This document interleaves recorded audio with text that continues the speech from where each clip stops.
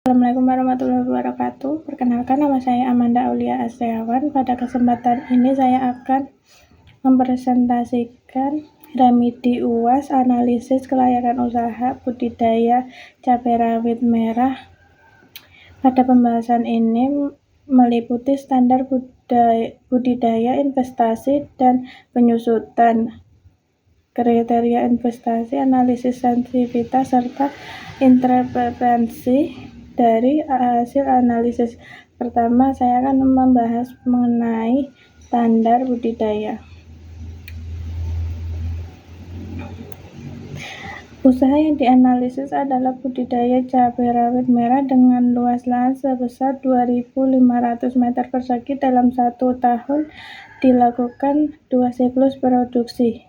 Berdasarkan standar budidaya, produksi normal yang dihasilkan adalah sebesar 6.400 kg per tahun dengan harga jual sebesar 22.000 per kilogram. Maka penerimaan yang diperoleh dari penjualan cabai rawit merah adalah sebesar Rp140.800.000 per tahun. Dalam kegiatan budidaya terdapat biaya variabel dan biaya tetap. Biaya variabel yang digunakan sebesar Rp65.570.000 per tahun, sedangkan biaya tetap tanpa penyusutan sebesar Rp23.900.000 per tahun. Biaya tersebut digunakan untuk mendukung kegiatan produksi mulai dari persiapan pemeliharaan tanaman sampai dengan panen. Selanjutnya adalah investasi dan penyusutan. Total investasi awal yang dibutuhkan dalam usaha adalah sebesar Rp82.950.000. Investasi ini digunakan untuk menyediakan berbagai kebutuhan dan aset yang mendukung kegiatan usaha budidaya. Selain investasi awal, terdapat pula penyusutan aset. Total penyusutan per tahun adalah sebesar Rp15.945.000. Penyusutan menunjukkan adanya penurunan nilai aset akibat penggunaan dan bertambahnya umur ekonomi aset.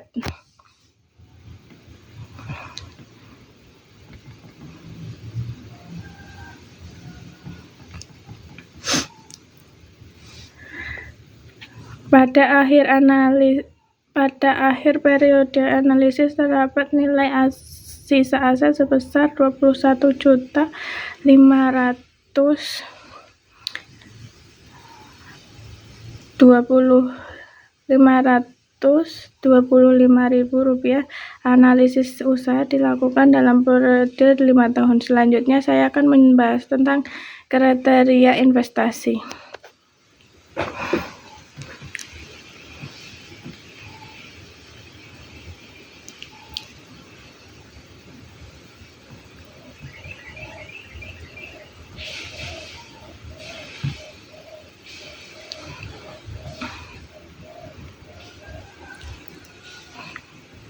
Kriteria investasi digunakan meliputi NPV, Gross B atau C, Net atau IRR,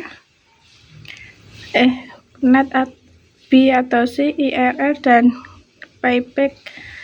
Yang pertama, NPV atau Net Present Value.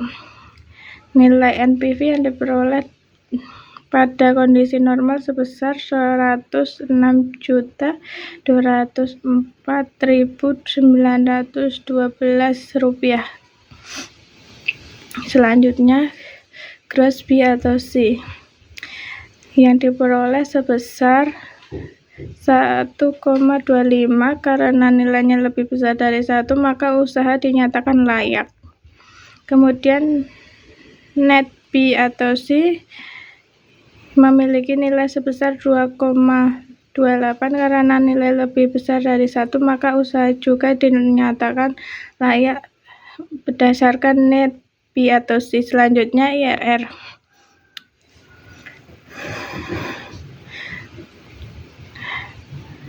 Nilai IRR yang diperoleh sebesar 52,95%, sementara itu diskon rate yang digunakan adalah sebesar 11%. Karena IRR lebih besar daripada diskon rate, maka usaha ini dinyatakan layak. Namun hal ini menunjukkan bahwa usaha memiliki tingkat pengembalian investasi cukup tinggi. Indikator payback period. Berdasarkan hasil perhitungan, modal investasi dapat kembali dalam waktu 1,92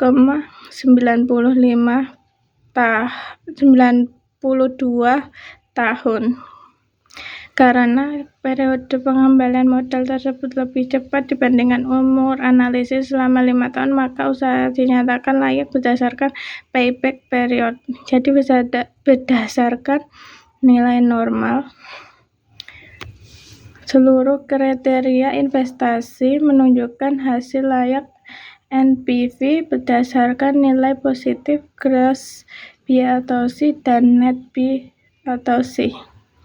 Lebih dari 1, IRR lebih tinggi daripada diskon rate, dan payback period lebih pendek daripada umur analisis.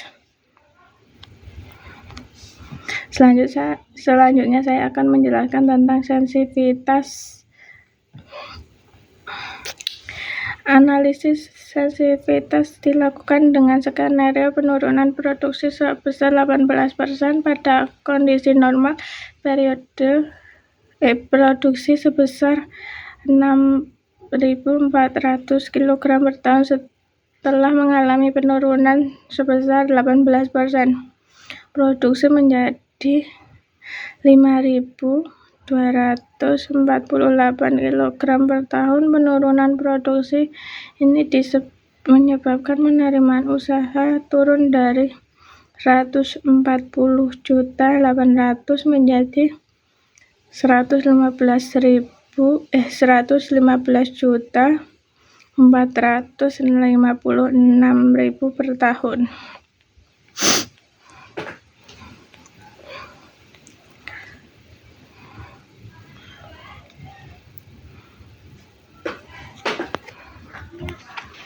Berdasarkan hasil dari analisis sensitivitas, NPV menjadi 12.536.98 rupiah.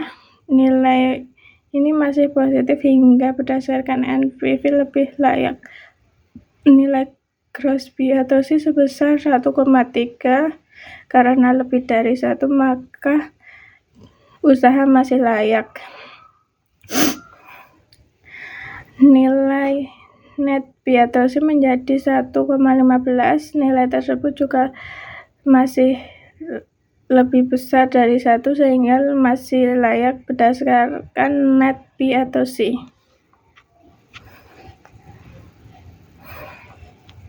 Selanjutnya IRR menjadi 16,37%. Nilai tersebut lebih tinggi daripada diskon rate sebesar 11%, sehingga berdasarkan IRR usaha dinyatakan layak. Namun payback mengalami perubahan yang cukup besar pada kondisi normal dalam waktu 1,92 tahun karena produksi turun 18%. Payback periode menjadi 6,74 tahun karena periode tersebut lebih lama dibandingkan umur analisis selama 5 tahun, maka berdasarkan payback period usaha tidak memenuhi kriteria kelayakan. Selanjutnya adalah interpretasi dan hasil sensitivitas.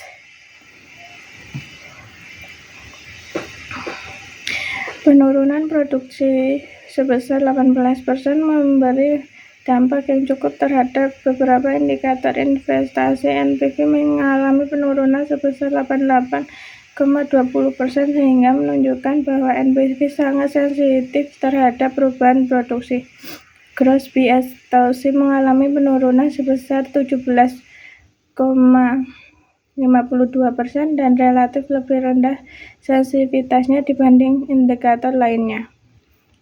Net PSTC mengalami penurunan sekitar 49,52% sehingga menunjukkan bahwa indikator cukup sensitif terhadap penurunan produksi. Sedangkan IRR mengalami penurunan sekitar 69,9%. Hal ini menunjukkan bahwa tingkat pengembalian investasi sangat dipengaruhi oleh perubahan jumlah produksi. Berdasarkan hasil perhitungan, batas penurunan produksi yang masih dapat ditoleransi adalah sekitar 20,41%. Karena skenario menurun produksi digunakan adalah 18%, maka kondisi tersebut masih berada di bawah batas penurunan produksi, yang artinya usaha masih memiliki nilai ekonomi positif. Namun jarak antara penurunan produksi sebesar 18% dengan batas penurunan sekitar 20,41% cukup dekat. Oleh karena itu, usaha ini memiliki margin keamanan yang relatif tipis dan cukup sensitif terhadap penurunan produksi.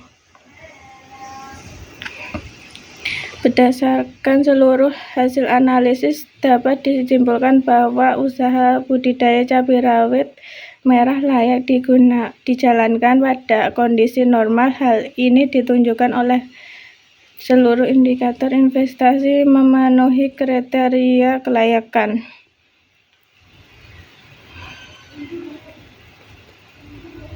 Jadi kesimpulannya adalah usaha budidaya cabai rawit merah layak dijalankan pada kondisi normal, masih mampu menghadapi penurunan sebesar 18%, namun usaha cukup sensitif terhadap penurunan produksi sehingga produktivitas harus tetap dijaga agar tidak mengalami penurunan lebih besar. Demikian pembahasan analisis kelayakan usaha budidaya cabai rawit merah yang dapat saya sampaikan. Wassalamualaikum warahmatullahi wabarakatuh.